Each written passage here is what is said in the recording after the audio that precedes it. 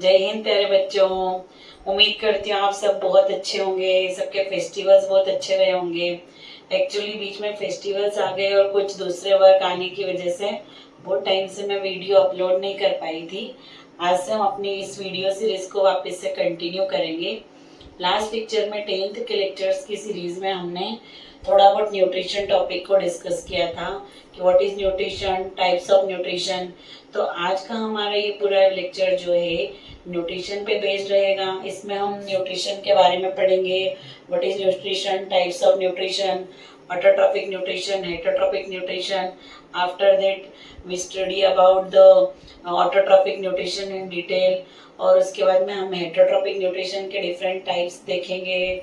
फिर उसके बाद में हम देखेंगे digestion process. First of all digestion in amoeba and then digestion in human.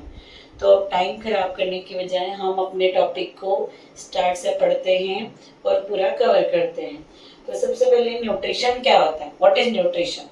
कि हम देखते हैं हम डे टू डे लाइफ में मॉर्निंग में ब्रेकफास्ट लेते हैं, फिर दोपहर में हम खाना खा रहे हैं, फिर नाइट में हम डिनर कर रहे हैं। तो ये जो न्यूट्रिशन हम ले रहे हैं तो ये इससे हमारी बॉडी में क्या प्रोसेस होती है, इसका हमारी बॉडी में यूजेस कैसा हो रहा है, इससे हम एनर्जी कैसे निकालते हैं। तो हम देखें कभी न्यूट्रिशन क्या होता है, इनटेक ऑफ फूड, खाना खाना।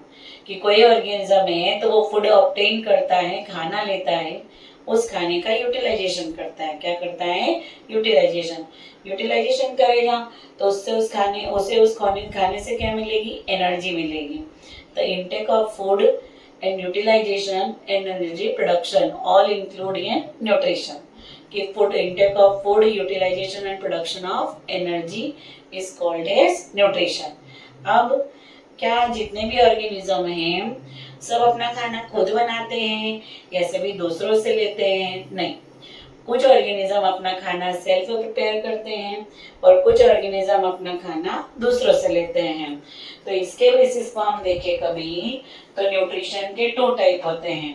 First is autotrophic nutrition and second one is heterotrophic nutrition.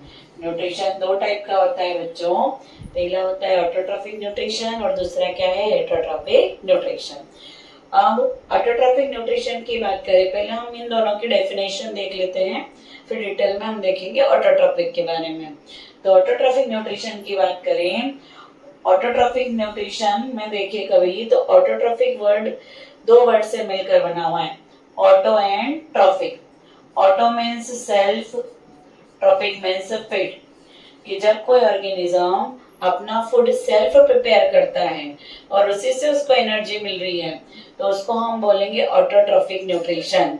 कि whenever organism prepare their own food, कि जब भी कोई ऑर्गेनिज्म अपना खाना खुद बनाता है तो इस प्रोसेस को हम बोलते हैं ऑटोट्रॉपिक न्यूट्रिशन। और इसमें जो ऑर्गेनिज्म अपना खाना खुद प्रिपेयर कर रहा है उस ऑर्गेनिज्म को बोलेंगे autotroph. Autotroph word use for organism और प्रोसीजर को बोलेंगे ऑटोट्रॉपिक न्यूट्रिशन। वैसे ही हम देखें कभी तो हेटरोट्रॉपिक में भी 2 वर्ड है, hetero plus trophic. Hetero means होता है others and trophic means feed.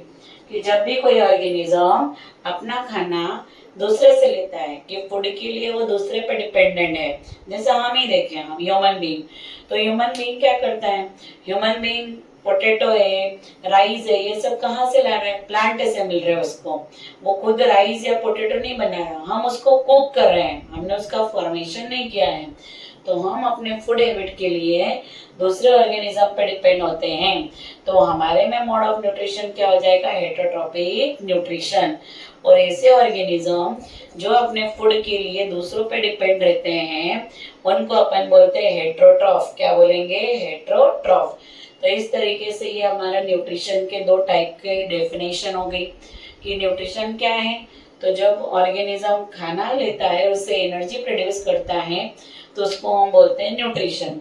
Nutrition के 2 टाइप है, ऑटोट्रॉपिक न्यूट्रिशन और हेटरोट्रॉपिक न्यूट्रिशन। जब ऑर्गेनिज्म अपना खाना खुद बनाता है तो उसको हम बोलेंगे ऑटोट्रॉपिक न्यूट्रिशन और दूसरे से लेता है तो उसको हम बोलेंगे हेटरोट्रॉपिक न्यूट्रिशन। अब हम डिटेल में पहले पढ़ेंगे पूरा ऑटोट्रॉपिक न्यूट्रिशन कि ऑटोट्रॉपिक न्यूट्रिशन क्या होता है। तो हम अपने सराउंडिंग में प्लांट्स को लेके, हम प्लांट्स को कितनी भी चीजें रखते प्लांट के पास में, क्या प्लांट तो उसको खाता है? नहीं, वो अपना फूड सेल्फ प्रिपेयर कर लेता है। वो अपने फूड के लिए दूसरों पे डिपेंडेंट नहीं है। वो फोटोसिंथेसिस प्रोसेस करेगा और फोटोसिंथेसिस प्रोसेस के थ्रू अपना फूड सेल्फ प्रिपेयर कर लेता है। उसको अपने फूड के लिए दूसरों पर डिपेंड रहने की जरूरत नहीं पड़ती। पर हम देखिए कभी कि भाई चलो उसको दूसरों से खाना नहीं लेना पड़ रहा है, पर इनिशियली कुछ रॉ मटेरियल्स की जरूरत तो पड़ती है उसको। तो वो रॉ मटेरियल कौन कौन से होते हैं कि खुद भी खाना बनाता है, तो उसके लिए कौन कौन से रॉ मटेरियल की जरूरत होती है उसके बारे में हम देखते हैं। तो क्वेश्चन क्या बनता है, what are the required factor for autotrophic nutrition, कि ऑटोट्रॉपिक न्यूट्रिशन के लिए उसको क्या क्या चीजों की जरूरत पड़ती है, और अपन देखे कभी कि वो फूड में क्या प्रिपेयर करता है। तो ऑटोट्रॉफिक न्यूट्रिशन की बात करें, पहला अपन देखेंगे कि रिक्वायर्ड फैक्टर क्या होता है। तो सबसे पहला फैक्टर है सनलाइट। पहला फैक्टर क्या है बेटा? सनलाइट। दूसरा फैक्टर हम देखें कभी, तो दूसरा फैक्टर होता है वाटर प्लस मिनरल्स।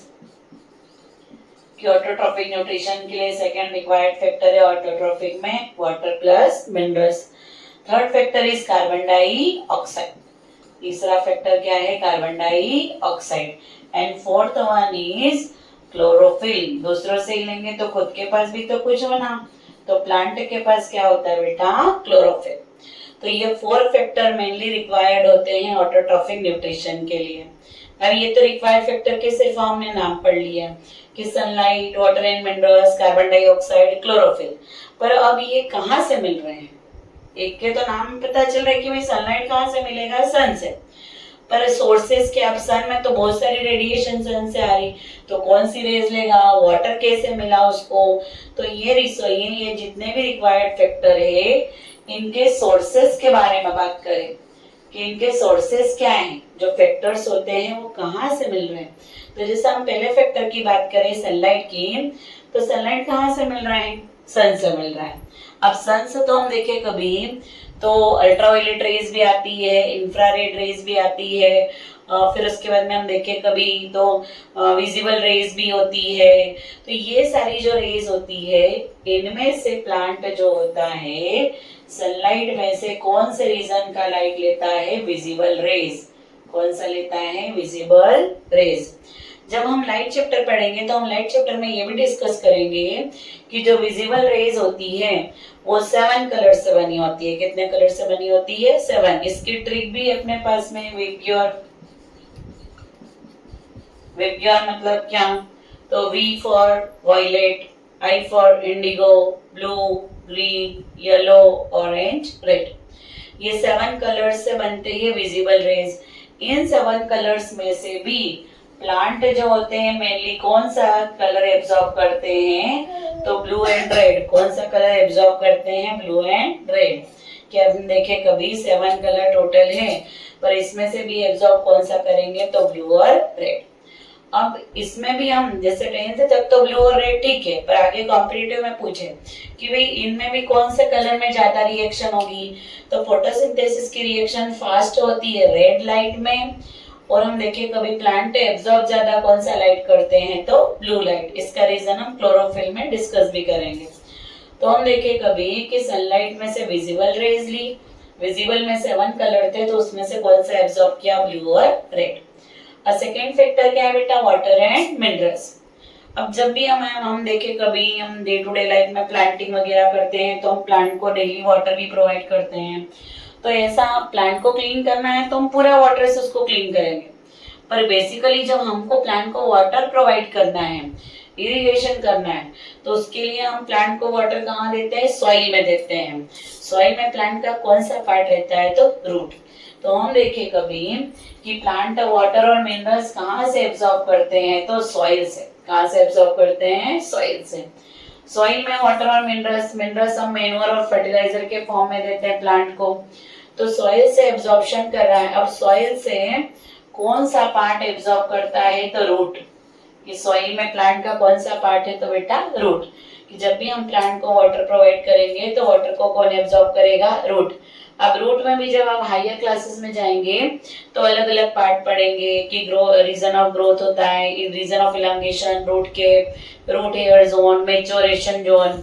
तो इसमें हम देखें कभी कि इसमें भी स्पेसिफिकली देखे तो रूट हेयर, ये वाटर का मेनली एब्जॉर्प्शन कौन करते हैं, तो रूट हेयर।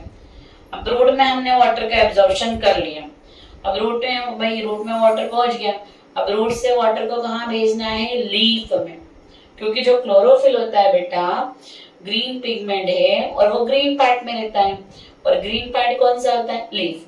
तो इसीलिए हम देखें कभी कि रूट से इस वाटर को, जो वाटर है रूट से वाटर को कहाँ भेजना होता है, लीव्स में भेजना होता है। तो हम देखें कभी तो रूट से लीव्स तक ट्रांसपोर्ट का काम कौन करता है, तो हमने 9th में ही पढ़ा है जाइलम और फ्लोएम। तो हम देखें कभी कि वाटर का सप्लाई कौन करता है, जाइलम करती है। कौन करती है, जाइलम। इसको हम एक आसानी से याद कर सकते हैं, भाई वाटर को हम बोलते हैं हिंदी में क्या, जल। तो जल के लिए जाइलम, फूड के लिए फ्लोएम। कि जब भी प्लांट को वाटर का ट्रांसपोर्ट करना है तो वाटर के ट्रांसपोर्ट के लिए वो किसका यूज करता है, जाइलम का। और जब फूड बन जाता है तो उस फूड का ट्रांसपोर्ट करना है तो किसका यूज करेगा, फ्लोएम। तो इस तरीके से आप कभी नहीं भूलोगे कि हम देखें कभी कि जल को कौन ट्रांसपोर्ट कर रहा है, तो जाइलम, फूड को कौन ट्रांसपोर्ट कर रहा है, तो फ्लोएम। तो ये बात हो गई हमारे वाटर एंड मिनरल्स के बारे में। अब नेक्स्ट हम देखें कभी तो कौन सा थर्ड फैक्टर आता है, कार्बन डाइऑक्साइड। तो प्लांट कार्बन डाइऑक्साइड कहाँ से लेते हैं, तो कार्बन डाइऑक्साइड क्या है बेटा, एक गैस है। अब गैस कहाँ रहती है, एटमॉस्फेयर में रहती है। कि हम देखें कभी अर्थ के ऊपर एक कवरिंग है, एयर का पूरा मिक्सचर है, जिसको हम क्या बोलते हैं, एटमॉस्फेयर। तो कार्बन डाइऑक्साइड जो ली इन्होंने, तो कार्बन डाइऑक्साइड कहाँ से ले रहे हैं बेटा, एटमॉस्फेयर से। अब कौन सा पार्ट ले रहा है, जैसे हमने वाटर में डिस्कस किया कि रूट ले रही है, तो वैसे कार्बन डाइऑक्साइड कहाँ से अंदर आई, लीव्स से आई। तो लीव्स में कहाँ से, तो लीव्स में स्मॉल टाइनी पोर्स होते हैं जिनको बोलते हैं स्टोमेटा। क्या बोलते हैं, स्टोमेटा। थोड़ी देर बाद हम इसका डायग्राम भी डिस्कस करेंगे। तो जो टाइनी पोर्स होते हैं उन टाइनी पोर्स को हम बोलते हैं स्टोमेटा। और प्लांट कार्बन डाइऑक्साइड का एब्जॉर्प्शन कहाँ से करता है, स्टोमेटा से करता है। अब कार्बन डाइऑक्साइड भी मिल गई प्लांट को, अब 3 चीजें हो गई। अब क्या चाहिए, क्लोरोफिल। अभी तक sunlight, water minerals, carbon dioxide सब दूसरों से ही लिया था, अब खुद के पास भी तो कुछ होना। तो इनके पास में हम देखें कभी सेल के अंदर होता है kitchen of the cell. Kitchen of the cell किसको बोलते हैं, क्लोरोप्लास्ट को। तो सेल के अंदर क्लोरोप्लास्ट होता है और उस क्लोरोप्लास्ट के अंदर हम देखें कभी तो ग्रीन कलर का पिगमेंट होता है और उसी ग्रीन कलर के पिगमेंट को हम बोलते हैं क्लोरोफिल। क्या बोलते हैं बेटा, क्लोरोफिल। तो क्लोरोप्लास्ट के अंदर क्या सिचुएटेड रहता है, क्लोरोफिल सिचुएटेड रहता है। और यही क्लोरोफिल किसको एब्जॉर्ब करता है, लाइट को, सनलाइट को एब्जॉर्ब करता है। तो ये हो गए रिक्वायर्ड फैक्टर कि कौन कौन से रिक्वायर्ड फैक्टर है, sunlight, water and minerals, carbon dioxide और क्लोरोफिल। इनका यूज करके प्लांट अब अपना खाना बनाना स्टार्ट करेगा। तो अब इसके लिए हम देखें कभी ये जो प्रोसेस है इसको हम कौन से नाम से पढ़ के आए हैं, ऑटोट्रॉफिक न्यूट्रिशन तो अभी पढ़ रहे हैं आप। इस प्रोसेस को आप पढ़ के आए हो फोटोसिंथेसिस के नाम से। तो कभी कभी हमें ये भी क्वेश्चन आ जाता है what is photosynthesis, right it's equation. तो फोटोसिंथेसिस क्या होता है, green plant in the presence of sunlight absorb water from soil, carbon dioxide from atmosphere, prepare their own food and release oxygen। कि जो ग्रीन प्लांट होते हैं वो green plant sunlight की प्रेजेंस में हम देखें कभी वाटर लेते हैं सॉइल से, एयर से ले लिया कार्बन डाइऑक्साइड और इस कार्बन डाइऑक्साइड और वाटर का यूज करके वो अपना फूड सेल पर प्रिपेयर करते हैं। अब फूड बनाया, साथ में हम देखें कभी तो एटमॉस्फेयर में कौन सी गैस रिलीज कर देते हैं, ऑक्सीजन। तो ये तो बात हो गई ऑटोट्रॉफिक न्यूट्रिशन और फोटोसिंथेसिस की। कि हम देखें कभी इसी प्रोसेस को हम किस नाम से पढ़ के आए हैं, तो हमने किस नाम से पढ़ा है, फोटोसिंथेसिस। अब हम देखें इसकी इक्वेशन लिखते हैं। तो इसकी इक्वेशन की बात करें तो जो भी रिक्वायर्ड फैक्टर थे उसी से हम इक्वेशन आराम से बना सकते हैं।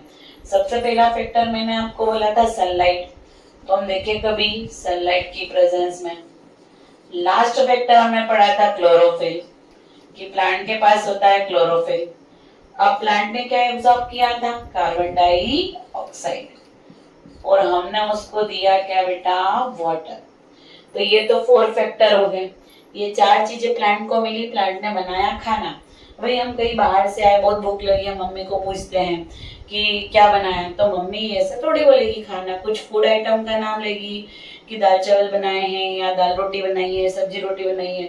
वैसे प्लांट ने खाना बनाया तो क्या बनाया?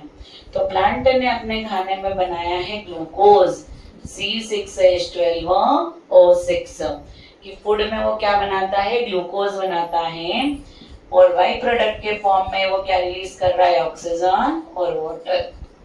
कि हम देखें कभी प्लांट फूड में क्या बनाता है? ग्लूकोज। कौन सी गैस रिलीज हो जाती है? ऑक्सीजन। और साथ में ही रिएक्शन को बैलेंस करने के लिए क्या बना है? वाटर। तो हम देखें कभी ग्लूकोज, और ये ग्लूकोज तो बहुत सारा बन जाता है दिन भर में, तो उस ग्लूकोज को प्लांट आगे इसको स्टोर करने के लिए क्या बना देते हैं? स्टार्च बना देते हैं। क्या बना देते हैं? स्टार्च। तो हमसे कभी कोई पूछे कि फोटोसिंथेसिस का प्रोडक्ट क्या है, तो हम क्या लिखते हैं? ग्लूकोज। पर प्लांट में स्टोर्ड फूड मटेरियल क्या है? तो प्लांट फूड को स्टोर करने के लिए क्या बना लेते हैं? स्टार्च बना लेते हैं। क्या बना लेते हैं? स्टार्च। तो ये तो रिएक्शन हो गई फोटोसिंथेसिस की, कि ग्रीन प्लांट दैट मींस उनके पास क्लोरोफिल है, सनलाइट की प्रेजेंस में CO2 वाटर लिया और अपना फूड प्रिपेयर किया। फूड में क्या बना? ग्लूकोज, और एटमॉस्फेयर में कौन सी गैस रिलीज हो गई? ऑक्सीजन। अब यहीं पर हमको एनसीईआरटी में ये भी दिया हुआ है कि स्टेप्स क्या है, कि भाई ये जो प्रोसेस हो रही है ऑटोट्रॉफिक न्यूट्रिशन की, आपने रिक्वायर्ड फैक्टर बता दी, ये रिएक्शन बता दी, इसकी स्टेप्स क्या है। तो जैसे 11th क्लास में तो इसको अलग फॉर्म में पढ़ाते हैं, डार्क रिएक्शन, लाइट रिएक्शन, पर यहाँ पे हम बेसिकली 10th के अकॉर्डिंगली देखें तो कितनी स्टेप में डिवाइड किया है? 3 स्टेप में डिवाइड किया है। सबसे पहले जो सनलाइट आता है, इस सनलाइट को कौन एब्जॉर्ब करता है? क्लोरोफिल। तो absorption of sunlight bye chlorophyll molecule. हम देखें कभी कि सबसे पहले जो सनलाइट आया, उस सनलाइट की एनर्जी को कौन एब्जॉर्ब कर लेता है? क्लोरोफिल एब्जॉर्ब कर लेता है। अब क्लोरोफिल है मॉलिक्यूल, मॉलिक्यूल के अंदर एटम्स रहेंगे, एटम्स में रहेंगे इलेक्ट्रॉन, तो इसके इलेक्ट्रॉन को जैसे ही एनर्जी मिली, इसके इलेक्ट्रॉन एक्साइटेड हो गए। एक्साइटेड होकर के वो अपनी एनर्जी का कुछ यूटिलाइजेशन करेंगे, तो उस एनर्जी से जो प्लांट ने वाटर लिया है, उस वाटर का ब्रेकडाउन हो जाता है। अब किसकी एनर्जी से हो रहा है? सनलाइट की, और कर रहे हैं हम वाटर का ब्रेकडाउन, तो इसीलिए सेकेंड स्टेप हो जाती है फोटोलाइसिस ऑफ वाटर। फोटो मतलब लाइट, लाइसिस मतलब ब्रेकडाउन। तो हम किसका ब्रेकडाउन करते हैं? वाटर का, फोटोलाइसिस ऑफ वाटर। अब वाटर का फॉर्मूला क्या है बेटा? H2O।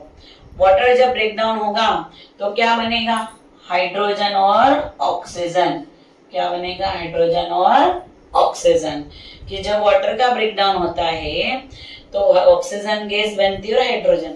अब ये जो ऑक्सीजन बनी है तो चली गई एटमॉस्फेयर, कि ये जो ऑक्सीजन बन रही है ये कहाँ चली जाती है? एटमॉस्फेयर में चली जाती है। अब आगे क्या है अपने पास में? हाइड्रोजन।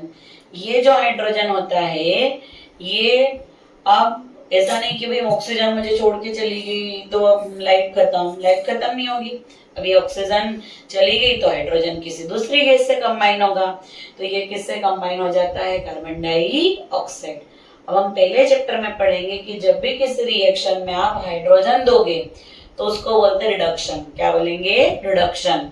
तो हम देखें कभी थर्ड स्टेप में हम कर देंगे रिडक्शन, और किसका रिडक्शन करेंगे? कार्बन डाइऑक्साइड का। Reduction of carbon dioxide and formation of carbohydrate और ग्लूकोज, कि कार्बन डाइऑक्साइड का रिडक्शन होगा, और कार्बन डाइऑक्साइड के रिडक्शन से क्या प्रोड्यूस होगा? ग्लूकोज प्रोड्यूस होगा। तो ये हो गई स्टेप। फैक्टर की बात करें तो 4, स्टेप की बात करें तो 3। कि सबसे पहले सनलाइट को किसने एब्जॉर्ब किया? क्लोरोफिल ने एब्जॉर्ब किया। फिर उस क्लोरोफिल मॉलिक्यूल को जो एक्स्ट्रा एनर्जी मिल रही है तो वो उस एनर्जी से किसका ब्रेक डाउन कर देगा बेटा, वाटर का। वाटर का ब्रेक डाउन होता है तो क्या बन जाता है, ऑक्सीजन और हाइड्रोजन। ये जो ऑक्सीजन रहती है, ऑक्सीजन तो कहाँ चली जाती है, एटमॉस्फेयर में। कहाँ चली जाती है, एटमॉस्फेयर में। फिर बचा क्या, हाइड्रोजन।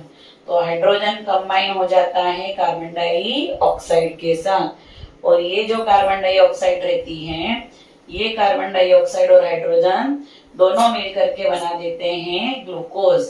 इस तरीके से जो फोटोसिंथेसिस होती है या ऑटोट्रॉफिक न्यूट्रिशन होता है, उसके प्रोडक्ट क्या हो गए, तो ग्लूकोज और ऑक्सीजन। प्रोडक्ट क्या हो जाएंगे बेटा, ग्लूकोज और ऑक्सीजन।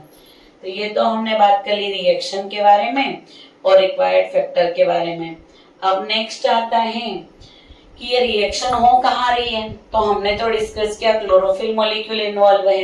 क्लोरोफिल किसके अंदर होता है, क्लोरोप्लास्ट में। तो क्लोरोप्लास्ट कहाँ होता है, तो लीव्स में होता है।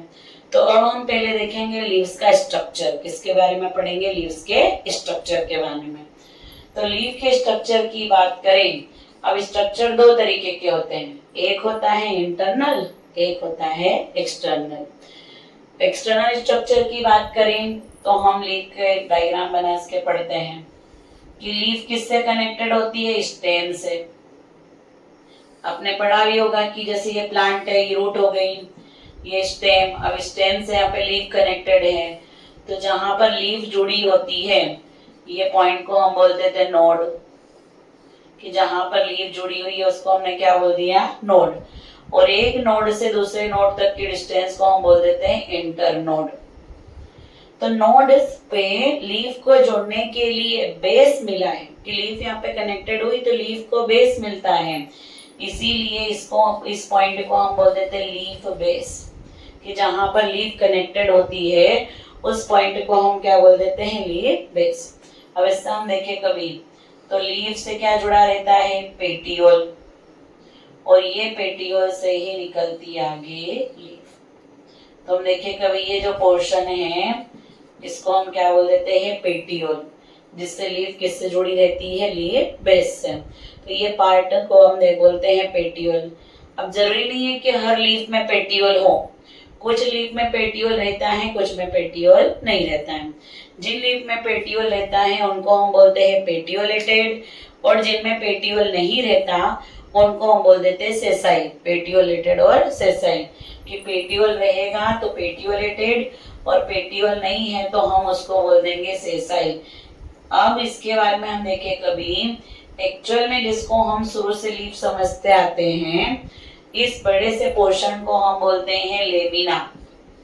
इस पार्ट को बोलेंगे लेमिना, या इसी का दूसरा नाम है leaf blade. Leaf blade, leaf bladder या लेमिना। अब लीफ ब्लेडर की बात करें तो इसके सेंटर से एक रो या लाइन जाती है, एक्सेस जाती है, जो लीफ को दो पार्ट में डिवाइड कर सकती है। इस सेंटर लाइन को हम बोलते हैं मिडरिप। क्या बोलेंगे बेटा, मिडरिप। अब इस मिडरिप से दोनों तरफ हम देखेंगे कि और लाइंस निकलते हुए दिखती है, और ये लीफ में पूरी तरीके से ऐसे फैल जाती है। इनको हम बोल देते हैं वेन्स।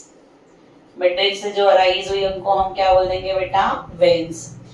अब लीफ का जो सबसे ऊपर वाला पोर्शन होता है इसको हम बोलते हैं लीफ अपेक्स।